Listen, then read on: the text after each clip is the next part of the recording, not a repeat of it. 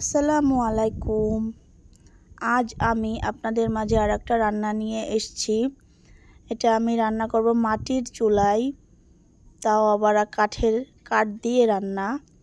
যাই হোক, রান্নাটা আমি করব, কি রান্না করব সেটা তো আপনারা দেখেই ফেলছেন। আমি দেখিয়ে দিয়েছি দেশি মোরগের মাংস আলু দিয়ে।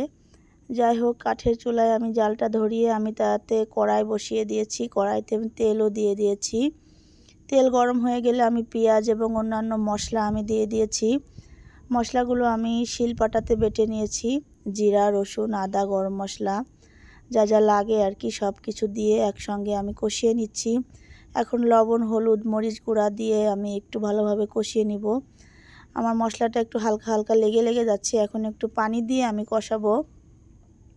শুকনো মরিচ গুঁড়ি দিতে যে আমার একটু মরিচ পড়ে গিয়েছে হাত থেকে, যাই হোক কোনো ব্যাপার না। এখন আমি একটু এলাচ দানা দিয়ে দেব।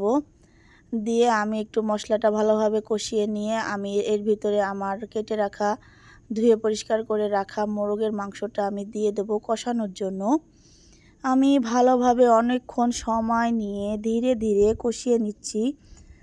তরকারিটা ভালোভাবে কষাইলে তরকারিতে স্বাদ লাগে। আমি আগেও বলেছি, অনেক ভিডিওতে আমি বারবার করে বলি, তরকারি যত বেশি কষানো হবে তত বেশি টেস্ট হবে। দেশি মোরগের মাংস যেহেতু অনেকটা সময় নিয়েই কষাইতে হবে, আমি একটু সময় নিয়ে অল্প অল্প করে জাল দিয়ে বেশি সময় নিয়ে কষাবো, যাতে আমার মোরগের মাংসটা সুন্দরভাবে সেদ্ধ হয়ে আসে।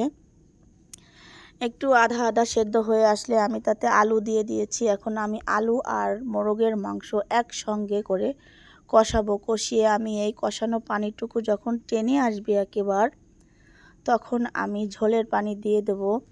আপনারা সবাই জানেন, কাঠের চুলায় রান্না তরকারিতে অন্যরকম একটা স্বাদ আসে। আমি মোরগের মাংসটা কাঠের চুলায় রান্না করছি যাতে একটু বেশি ভালো লাগে। এমনিতে দেশি মোরগের মাংস সেদ্ধ হতে অনেকটা সময় লাগে। তারপরে আবার আমি কুকার ইউজ করি নাই, আমি কড়াইতেই রান্না করছি। একটু সময় নিয়েই রান্না করতে হবে, যেহেতু দেশি মোরগের মাংস সেদ্ধ হবে তো। যাই হোক, আমি কষানো পানিটা ঢেকে টেনে নিচ্ছি, যাতে অনেকটা সময় ঢেকে রাখলে তরকারিটা ভালো মোলাম হয়ে আসে। এমনি সময় লাগবে। যাই হোক, আমি অনেকক্ষণ ঢেকে রেখে তারপরে আবার ঢাকনাটা উঁচু করে এখন আবার নাড়াচাড়া করে দিচ্ছি, যাতে আমার তরকারির মশলাটা তলে পুড়ে না যায়। যাই হোক, আমি এখন ঝোলের পানি দিয়ে দিয়েছি। ঝোলের পানি দিয়ে আমি আবার অনেকক্ষণের জন্য ঢেকে রাখবো। ঢেকে রেখে আমি জাল দিব, যাতে আমার তরকারিটা ভালোভাবে সেদ্ধ হয়ে যায়। আমার মোরগের মাংস অনেকটা সময় নিয়ে আমি ঢেকে রেখেছিলাম। ঢেকে রেখে জাল দিয়েছি, আস্তে করে জাল দিয়ে আবার মাঝে মধ্যে আমি লাড়াচাড়া দিয়েছি, যাতে তরকারিটা লেগে না যায় তলে, তরকারি কড়াইয়ের নিচে।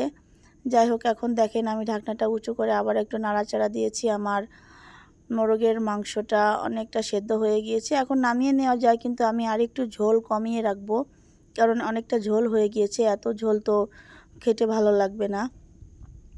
এই যে আমার তরকারি হয়ে আসছে পুরোপুরি। আমি অনেক সময় নিয়ে অল্প করে জাল দিয়ে আমি মাটির চুলায় কাঠ দিয়ে রান্না করেছি। এই যে দেখুন, আপনাদের দেখিয়ে দিচ্ছি, দেখেন কতটা সেদ্ধ হয়েছে আমার মোরগের মাংস। পারফেক্টলি হয়ে গিয়েছে, এখন নামিয়ে নেওয়া যায় আমার তরকারি। যাই হোক, এখন হয়ে গিয়েছে, আমি নামিয়ে নিচ্ছি।